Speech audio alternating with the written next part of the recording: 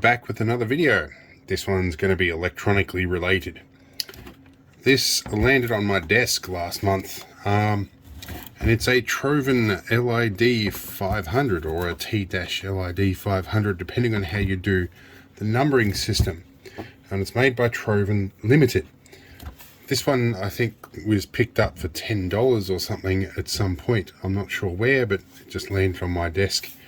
Now, interestingly enough, the power socket is part of a DB9 connector. I'm guessing it has serial functions. The power supply is about 6 volts. When you plug it in, it fires up. If I push the trigger button here, it'll fire up, do a checksum, and it'll go bleep and then shut down again. And then if I continue holding the button, it just goes through that cycle. I think maybe there's a battery voltage problem with it. Usually, and I don't know for sure with this one, but usually these are 136 kilohertz tags. And if I take apart a standard key fob ones, these are also 136 kilohertz. So I can usually use those to test.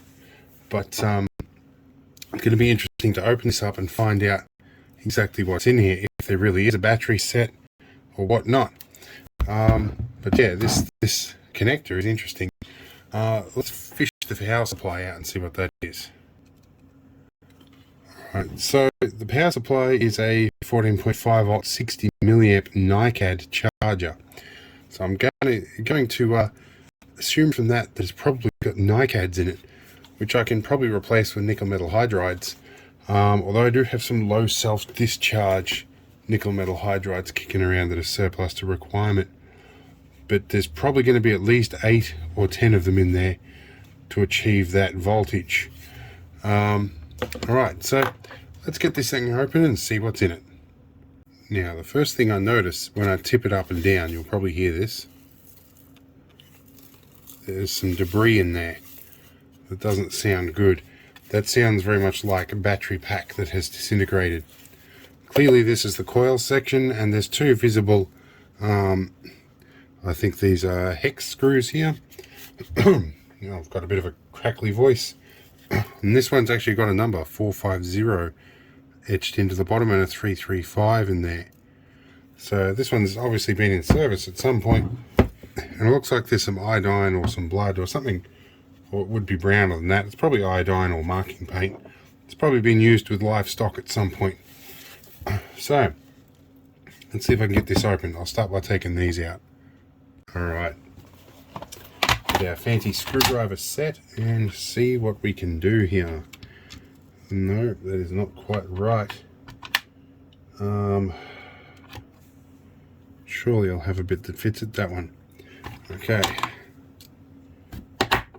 let's see if I can get this one out.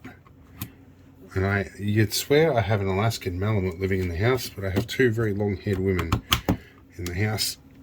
And you find out about that every time you open your toolbox, because there is hair wrapped around everything. That one is loose. There's really the only visible screws here, so I deduce from that I need to remove the coil first. So we'll remove these 2 screws. Never opened one of these before, so sort of getting through it as you're learning as I go along. Sometimes I lose track of what I'm saying whilst I'm trying to concentrate on these things. There's a bit of a gap down the bottom here. Those look like they're meant to clamp on somehow. Give me a few minutes to just observe and pry and twist and see what I can come up with. Alright, I had a little moment of success here. I took a slightly stronger screwdriver and wedged that into that gap. And these 2 sections are separate sections. There's a bigger screwdriver now. Doesn't require a lot of force. These sections are coming off. I did have a good look around the rest of the body, and there doesn't seem to be any screws hidden under stickers or anything like that. And I did look as far as removing these 2 screws, but these sections of the clamshell are actually separate. So this has been made, this is sort of 80s, 90s style plastic casing. Alright, so we've got, alright, so that bit is fairly well solidly attached. So let's have a look here. Oh, still doesn't seem to want to come apart. All right, let me examine this for a little bit more. All right, I think I'm having a bit of success. I had a look at the clamshell here, and I followed the division up and around the switch that's under here. I noticed it deviated around it on one side, as it did on the top here. So basically, I just put my spudger tool in and just gently kept working and just wriggling that bit, and realizing that this probably has never been opened in its life. It was probably glued, or there's probably a rubber seal in there. And as I kept wriggling, the clamshells have slowly started to separate. So I'm getting there, and I'm not seeing any screws. So it is just really old plastic, and it's not going to look pretty. We're going to end up messing it up a little bit here, but this is not something for anybody else other than myself. So if I just persevere with this for a bit and just get patient and gentle, and I just took a chunk out of my finger with my other fingernail. COVID era stuff means that I've used hand sanitizer all the time, and I've got no grip left. So we just need to really just work our way around this. So give me a few minutes and hopefully we'll have this apart. Alright, I had this on my lap here for a minute, but I think we finally got these sections apart. There's something holding it together here. So let's have a look and see. We can see a speaker in here. We can see a very corroded battery pack in there. Have a closer look in a minute. Here we go. Speaker comes out. There's a bit of hot glue and foam holding that in. Alright, and we're in. Okay, so straight away I can see battery pack is knackered. I'm also noticing that there's a memory battery here. That might not be in a good state. And that could be difficult to try and replace that memory battery. Oh, alright. So let me have a look first and see what that memory battery voltage is like, and whether I'm going to need to replace that, because it might not be worth rehashing the battery pack until I know what that's like. So let's have a look here. So that is one side of it. Oh, and it's filled with gel. So it's 2.8 volts. Okay, so that'll keep the battery right, and it's a Dallas DS1214S. That might be a clock chip, because Dallas DS3231's real-time clock module, so that might be just keeping the time, and that's in its own little insertable module that can just clip out and be removed. That I like. Definitely designed to function. So I think our major problem here is going to be this battery pack that is not functional in the slightest. I can tell just by looking at it, and it's corroded pretty well into place. We can peel that up. Yeah, okay. Wow. Wow. So I guess I need to determine the polarity of this before I disconnect it. So that is going to be positive and that is going to be negative. Let's have a look over here. So this one is clearly got the positive side here. So that is going to be a negative. We'll mark that. Wow. That's been sitting around a long time with no power to it. Let's see if I can get these connectors off. I think I can. Pretty well corroded on there. I'm going to get battery acid on my hands, which means I'll need to clean it. Oh, alright, that's what I was hoping to avoid. Now I have sprinkled bits of crystallized battery acid everywhere, so I think I need to clean that up first before we continue. Alright, so I've cleaned up the acid off the desk. I took this clamshell half and put it under some hot water under the tap, and I took a slightly risky method with this. and I positioned this so that the water would run through this bit and rinse most of that out. There is a tiny bit in the back there, but at the angle I had it and with the offset of this board, it shouldn't have affected it. We've removed the old cell out, or old battery out of here, which is using 10 cells, and that's at 1.2 volts per cell. It gives us a 12 volt system. It's what it's meant to run at. So I'm going to plug this unit in the original charger just to see how it behaves first, and then I might just clip 12 volts straight onto those connections and see what happens. I'll see if it behaves any better. Like this, it's doing a checksum and then it's shutting down. So it comes up much more quickly now that I do that. Alright, so it's still having a bit of a trip out, so it's still looking for a battery. So let's give it 12 volts and see what happens. Yeah, just because I don't want to undo all the hard work I've already done, I'm going to check the battery. Now it's worth noting how these clamshells go together. There are these little brass clips here that are designed to fit into brass catches on the other side. It's not a system I've seen very often. And we can see the battery pack here is definitely leaking acid. I'll have to figure out what these cells are, but I'm pretty sure I can buy these cell packs already made up. But what I do want to do is dissect this enough to determine what the voltage is. It does say that that one is a plus side, so we just want to make sure of that. So I'll get this open and then determine the polarity for sure. Alright, we've peeled some of the packing off this, and we can see here that that's the negative end of the cell, and it comes up to this end, and that's the positive. So yep, and this is definitely the positive there, that's the negative.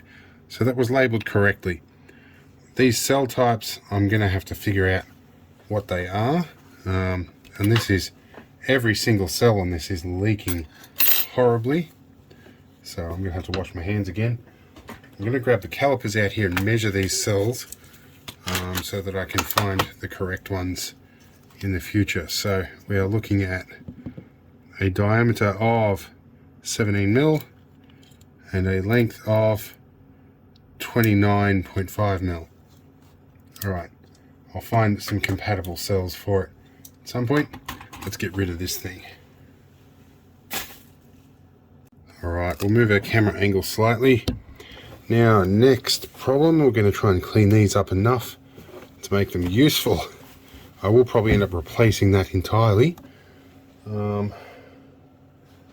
Yeah, actually, you know, to that end, I think we're not even going to try and clean them. We're going to snip them off. They're just too far gone. And we can always rerun a bit of wire. That is not difficult. So now that we have determined we've got the correct polarity, wow, I don't want to rip this out, so I'm going to use these guys. I bet you that corrosion's probably seeped down in underneath the insulation a bit. So yeah, wow, it's very black in there. I think I'll be replacing that whole run of wire eventually. Which one was our black one? I had it marked. That's the one there. Let's mark that a little bit more clearly. We've missed some of the marking when we chop the insulation off. Alright, test supply, where are we?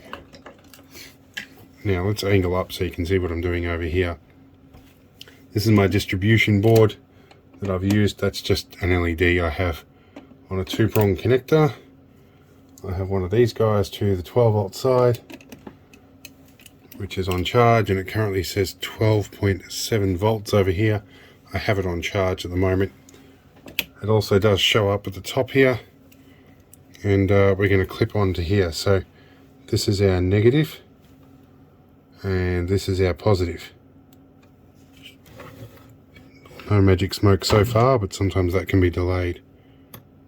If I push the button, do we get anything? We don't as yet. Let's just turn off and I'll inspect and come back to you. Alright, so what I've decided I'm going to do is I probably don't have continuity on these yet, so I'm going to tin them. I've got a bit of flux core solder here that hopefully should work. I've also been looking at this DB9 connector here. There is actually a full complement of connections that goes back to the board. Excuse me while I cough my guts up off camera. So that probably does connect directly to, like, it does give some sort of data output as serial data. And there's a good full 9 pins in there, so that's interesting. Alright, let's see if I've got, I need to do extraction fan here, and let's see if I've got enough heat to solder stuff. We do. We'll start with the one that's got a bit of decent looking copper on it. Wow. Yeah, this is very oxidized. Let's see if I've got some flux paste. Let's try a bit of flux paste in here.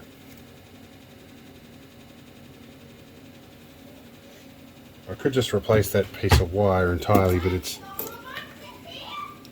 my apprentice has got some sort of grievance at the other end of the house.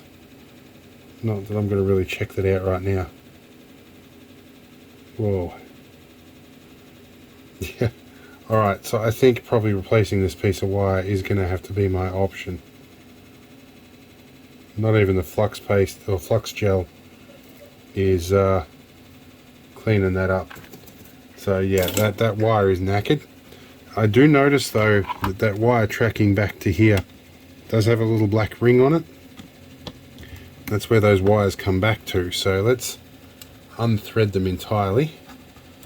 I think we can move some of these things out of the way here. Turn our outlet fan off. I think we can maneuver this out of the slot, like most of this stuff. That might be all we need to do here. We might be able to feed that wire back. I might use pliers for this one. Try and just gently pull that through. Yes, they are one and the same wires. Alright, we might be able to get to that board. There is two sandwiched together there. I'm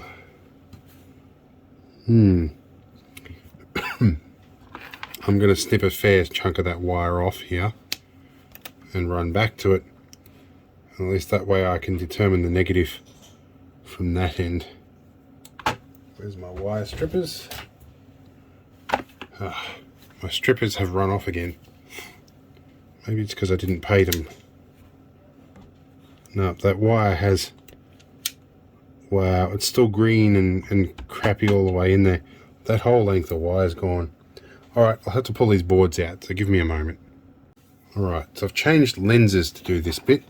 One thing I do very much like about this is it looks like it's definitely been designed to be serviced. It's not glued into place. Nice little insulating layer there. And there's our two wires. Alright, and it looks like the one with the black ring is marked as positive on the board. That would be an easy one to get caught out by. I'm glad I didn't try and connect to that. So yeah, but these are nice and clean.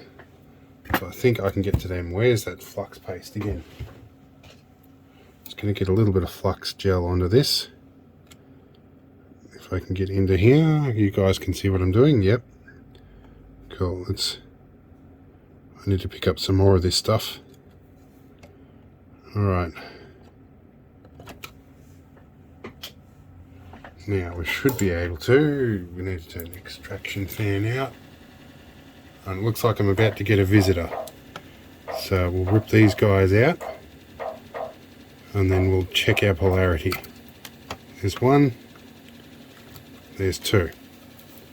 The hole's not strictly clean, but nothing a desoldering tool won't fix. Alright, we'll be back. Right, we've changed lenses again and we're on to a 3x zoom this time. My visitor was just dropping off some tools so that he borrowed. Now I'm going to need to steady that somehow. Where's my famous blob of blue tack? We'll chuck a bit of that under here. Let's have a look at this. Fold our other board back out of the way a bit. I just want to clear out these holes so I can put another couple of bits of wire in there, which means adding a little bit of solder to it and getting a desoldering tool into the thing.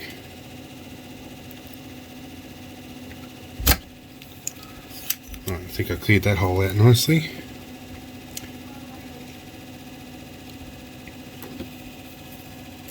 Oh, that one cooled off too quick. Right, that looks good. Alright, so the old wire is removed. We're going to no grip in my hands. So we're going to take some of this 2-core flex that I've got here on. It's not really 2-core flex, it's just speaker wire, and it has a black stripe on it, or a trace. So we're going to strip a little bit of this, and this stuff is actually really easy to break. And I'm having a real hard time picking up my tools. Give me a moment. Alright, I've got the wires tinned and stripped off camera, and I had to clean my hands a bit. Now, we're going to use our black stripe for negative. Let's see how we go here.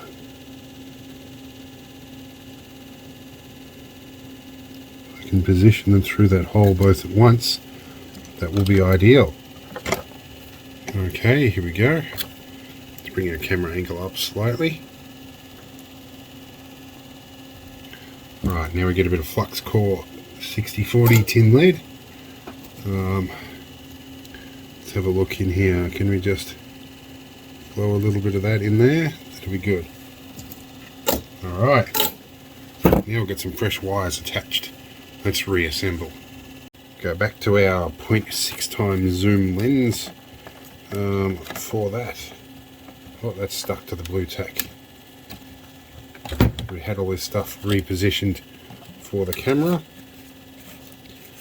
Now there's a groove there that slots into. Comes out. There are 2 slots for the boards. Hopefully I pick the right 2 and push that over a bit. This is a little tricky to align these, but I think that's the top 2 there. Alright, that goes in there. That slots into 2 little grooves in here as well. Alright. Alright, now these boards have dropped down just a little bit too far. I think that's meant to actually sit. No, it does sit in the rear one. There, it sits in the rear of that. There's my apprentice. Hold on a moment. Alright, let's have a look here. This is going to be the tricky bit, is getting this display board aligned back in its correct slot. Although that doesn't seem to be the correct spot. I think that actually needs to go on top of all of that. Then it won't fit under there. So yes, there's only really one option for that. And the reason that is not right is I think they're in the wrong slots. So they need to go down 1 row. And this guy slots in nicely. Right, and there's a bit of a traffic jam in there, but that looks about right. Now this serial port really needs to come out with everything else. Oh, alright. Grab the edge of this board away from the tracks a little bit and lift that back up again.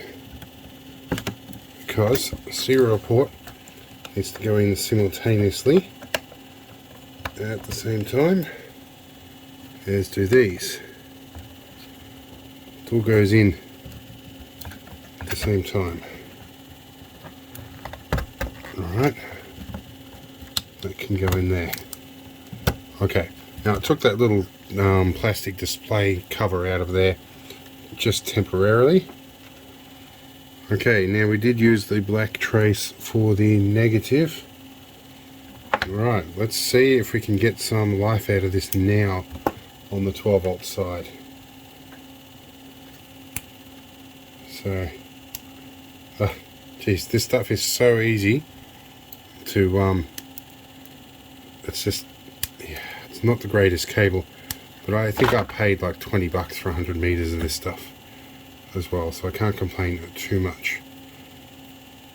But it is just notoriously difficult to deal with, so we're going to tin this end just to make that a little easier to deal with. Alright. I'll take the scraggly bits off the ends. Alright, so I wonder if this will function.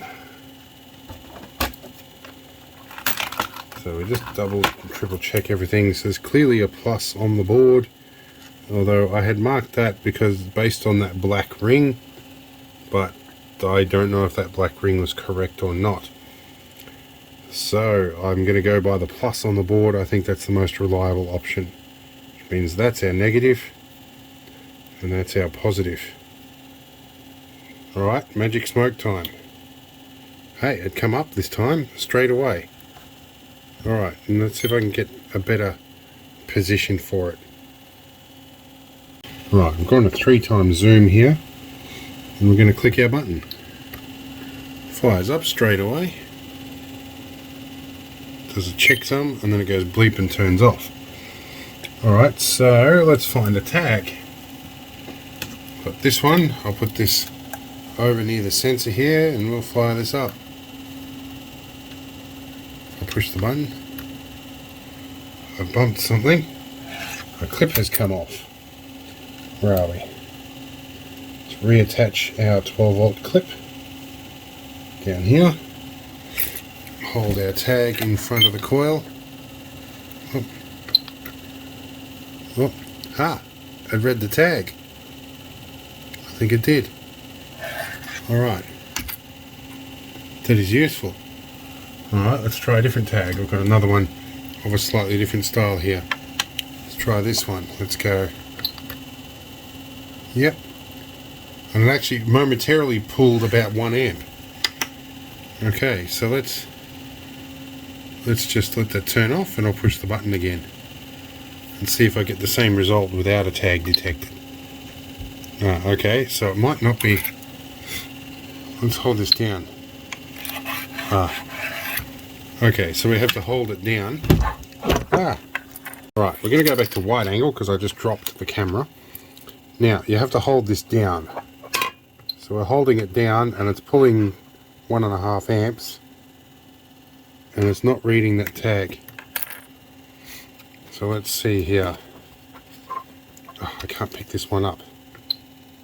So it's looking for a tag but not finding it. So they're obviously on different frequencies to the ones I have. Interesting. So, and it says 17/17/51 at 3:54. So it's certainly not 3:54. I think the real-time clock might not quite be doing its thing in there. But yeah, okay, so now that it actually behaves normally, yeah, I can put a tag near it and it's not picking that tag up at all.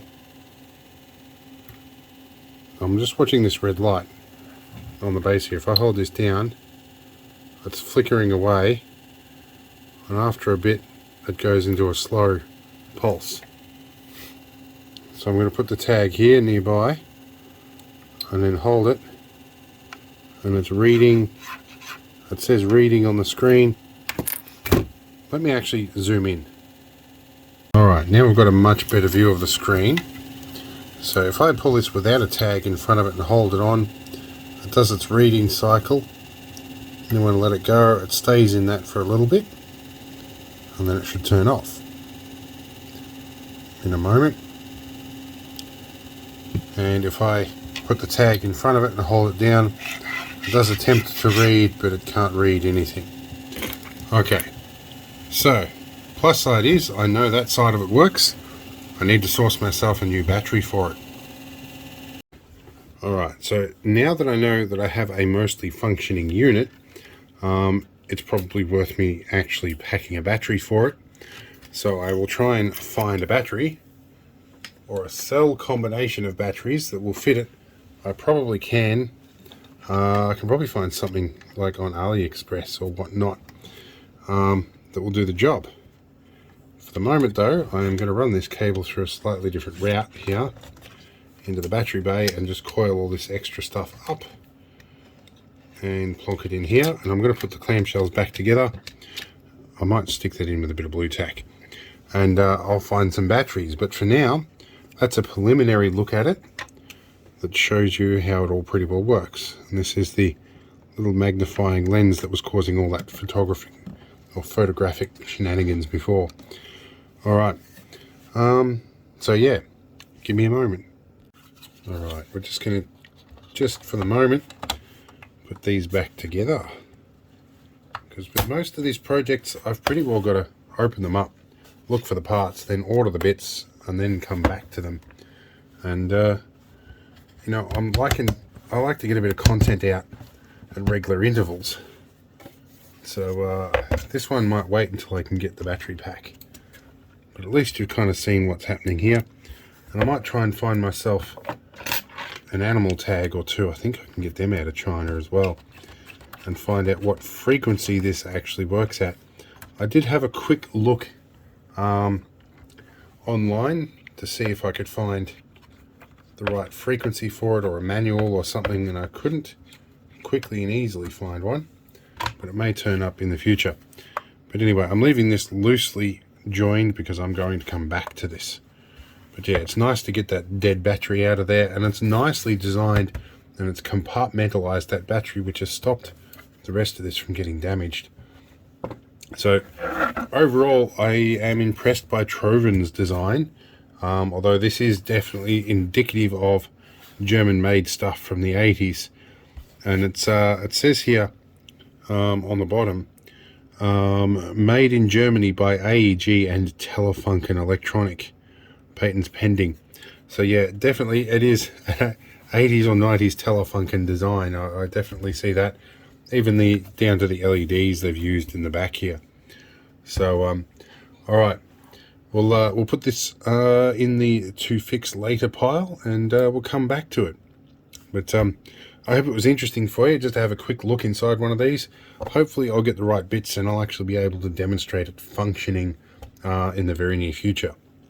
Anyway, we'll see you in the next one. I hope this was fun.